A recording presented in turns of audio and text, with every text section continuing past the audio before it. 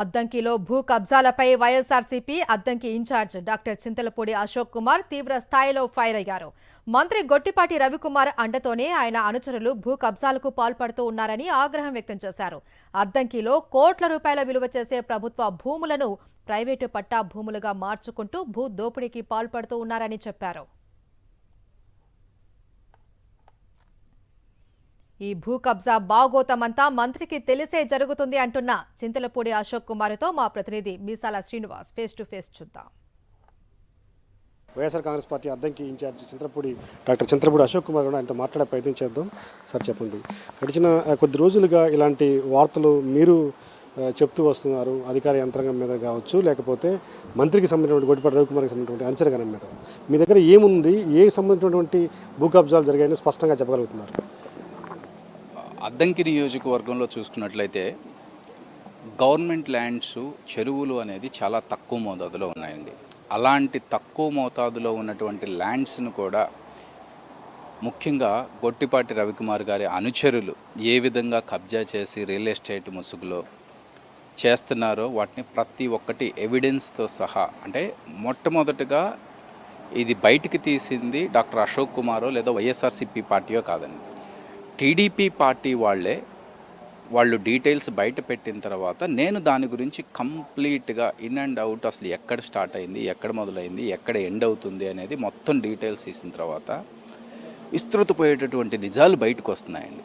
ఏంటంటే చివరికి చెరువులను కూడా పట్టా ల్యాండ్గా కన్వర్ట్ చేసి వాటిని రియల్ ఎస్టేట్ చేస్తున్నారు.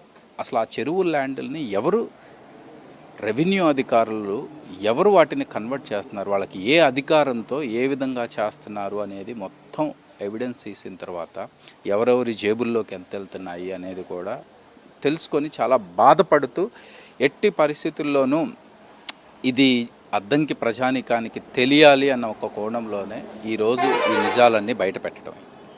ప్రధానంగా మీరు స్పష్టంగా ఏ ల్యాండ్కి సంబంధించి చెప్తున్నారు? ఇప్పుడు కుమరకుంట మాన్యం అని ఏదో చెప్తున్నారు, అదేనా ఇంకేదన్నా గవర్నమెంట్ ల్యాండ్ లేదా వాగుపురం బోకులు ఆక్రమించి విలేఅవుట్ చేసినారు? చాలా ఉన్నాయండి. ముఖ్యంగా కలవకూరు గ్రామంలో 673 అనే ఒక సర్వే నెంబర్ ఉంది. ఆ సర్వే నెంబర్లో ఏదైతే మొత్తం 5 ఎకరాలు చేంజ్ ఉంటే దాన్ని సబ్ డివిజన్గా చేసి దానిలో దాదాపు 2 ఎకరాల 80 సెంట్లని కుంట భూమిని, అంటే చెరువుని ఏదో ఇది 1929కి ముందు అనే ఒక సాకుతో 1929 నుంచి ఇప్పటి వరకు దాదాపు ఒక సంవత్సరం అటో ఇటో 97 సంవత్సరాలు, అంటే 100 సంవత్సరాల్లో ఎప్పుడూ జరిగింది. 2024 కూటమి గవర్నమెంట్ వచ్చిన తర్వాత దాన్ని కుంట భూమి నుంచి ఎందుకు పట్టా ల్యాండ్గా కన్వర్ట్ చేశారు, చేసి వెంటనే అక్కడ రియల్ ఎస్టేట్ చేస్తుంది ఎవరు, ప్రతి ఒక్కటి కూడా డాక్యుమెంట్ ఎవిడెన్స్తో సహా తీసుకున్న తర్వాత నేను మాట్లాడతాను.